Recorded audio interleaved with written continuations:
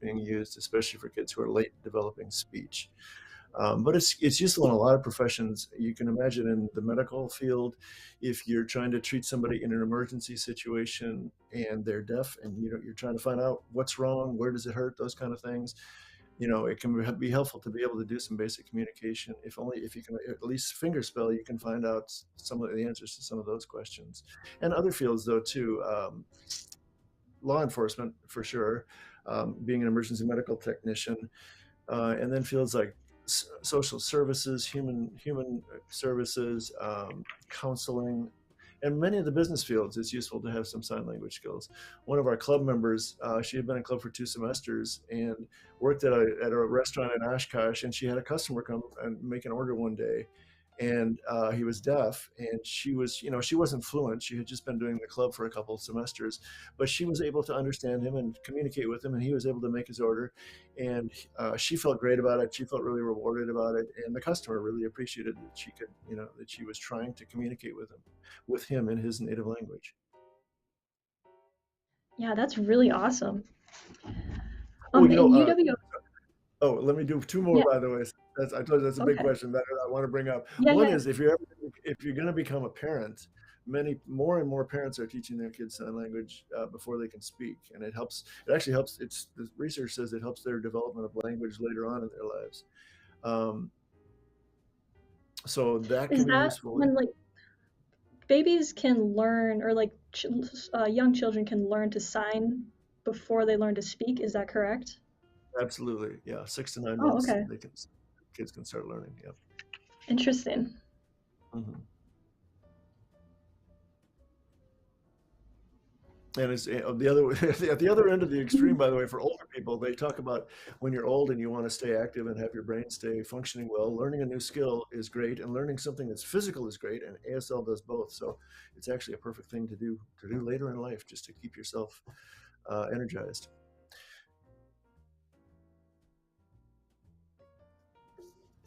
Awesome. So UWO, Special Education Department, offers a sign language certificate for current students. Uh, the certificate is 5 courses, 15 credits. So it's ASL 1, 2, and 3, and then manual communication and deaf culture. And it's really anybody can get it. It's useful, as I said, for any of those fields that we just mentioned. It's not a full interpreter license, which takes a lot of training, and it's not uh, a teaching certification. We did just get approved, though. We are going to start in January 2024 a teacher of the deaf and hard of hearing teaching certification that will be the first public university, or the only public university granting it, at least currently. So that'll be kind of exciting that people could add that with the certificate and 2 more classes. They could become a teacher for the deaf and hard of hearing and get that certification. Awesome, thank you. Can you explain how someone can benefit from getting the certificate in sign language? Um, well, some of those I mentioned. And I think just in everyday life, it's a great thing to have, and you don't always even know when it's going to become useful. And it may propel you to do something more in depth in ASL, to get an ASL degree, or to become an interpreter, or to become a teacher of the deaf and hard of hearing. Um, the other thing I want to mention, I guess, about ASL is that it's a language that involves physical movement and spatial orientation and facial expression, and um, just some creativity, a lot of creativity in how you interpret things. So it's just a cool language. It's a wonderful language. If you ever want to see a good example of it, um, go to YouTube and look up Justina Miles. She did the ASL interpretation of Rihanna during the Super Bowl halftime show, and it's just awesome. And she has artistry and creativity and energy and enthusiasm, and it's just a great example of what a cool language ASL can be. Yeah, I really like how you can not, yeah, you can, in a really loud room as a hearing person and you know sign language, you can like hear what somebody's saying, hear, see what they're saying. It's really cool. Yes, So yeah. can you And tell me more about the sign language club here on campus? And I know you already touched on it a little bit, but can you a little bit more detail would be awesome. Oh yeah. When I got to UWO, then that was back in '96. There was one sign language course that was offered by the Communication Disorders Department. That department disbanded, so we didn't have any sign language on campus, and especially some of our students, education students and special ed students, said, "Boy, we'd really like to learn at least some basic sign language that we can use with kids in a classroom." Um, and so I decided to try forming a sign language club. And literally the first semester in 2004, I just put up paper posters around campus and said, if you want to come, come. It was voluntary and free and everything. And I didn't know if anybody would come, but they did come. We got 20 people that first semester. We've had as many as 75 show up the first day. So every semester we offer it. Then the semester after I started it, Denise Clark had heard about it and asked if she could be a participate. She's in the special education department also, and so the two of us have been co-directors ever since then. And we take equal roles, and it's just great fun to co-teach with Denise. So we've been doing that steadily since 2004, every semester, and we've taught a lot of we've co-taught a lot of the ASL courses together too. Awesome. So you started the sign language club in the early 2000s. What influenced you to start this club? Um, some of it was just what I mentioned, that we didn't have anything on campus. Um, there aren't many places in the community to learn either. It's hard to find. If you want to learn sign language, it's hard to find places. So the club was a nice way to at least get started. And we open the club to anyone who wants to come. It's not doesn't have to be a student at UWO.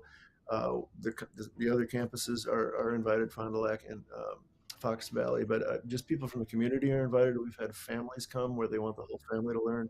Maybe they have a deaf child. We had a family with a child with Down syndrome, so they wanted to learn sign language because that would be taught to the child with Down syndrome. Um, so it's just been nice to open it to the whole community. Awesome.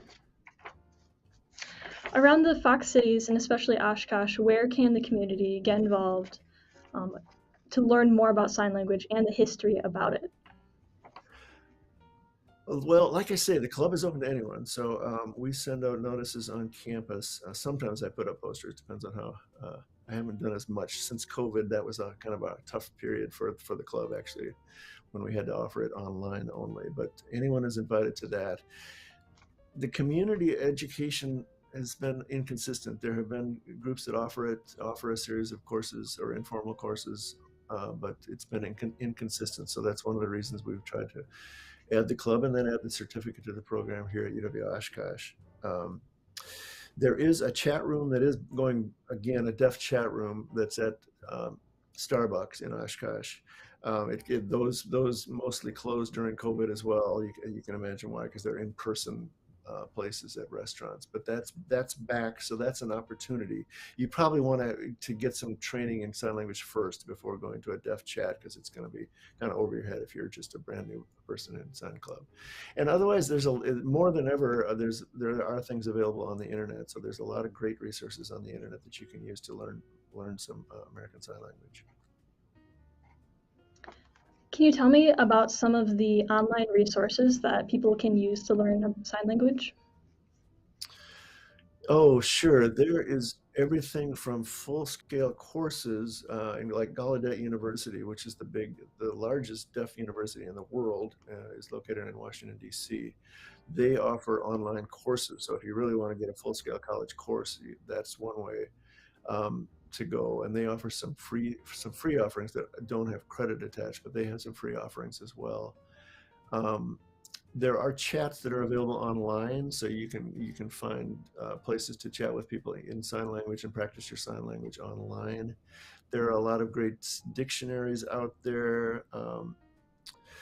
Probably one of the best resources that I recommend online is called ASL University, and it's a person named Dr. Bill Vickers, and he's just great. And it's most of the stuff they have is free, and they have 300 lessons in ASL just free, just posted on their site. They have a really good dictionary. They have a nice fingerspelling app that teaches you to be able to recognize fingerspelling by other people. Just one of his intro things is just the most important 100 words to learn in ASL. So that's a good place to start for someone, is to go to the ASLU site and just look at their introductory, the best 100 ASL signs to learn for a beginner. Awesome. How does ASL range, like, how does it differ from different regions? And what are the differences between regional signs? Oh, that's a good question. There are differences. And for students learning ASL, that's kind of frustrating at first, because there are some signs, there are many different ways to do the signs. Sometimes it depends on the state school for the deaf, which is one of the big influences in the deaf culture in every state that has every state has a deaf school. And in Wisconsin, it's Delavan. But regionally, South versus North, when you learn sign language affects how you sign. So if you learned it 30 years ago, you're going to sign differently than somebody who just learned it. And there is a Black American Sign Language. It's a really interesting dialect that developed because of segregation and people being in separate schools. Okay, thank you for being on the show. That is all the time we have today. And we will see you on the next episode of Behind the Sign.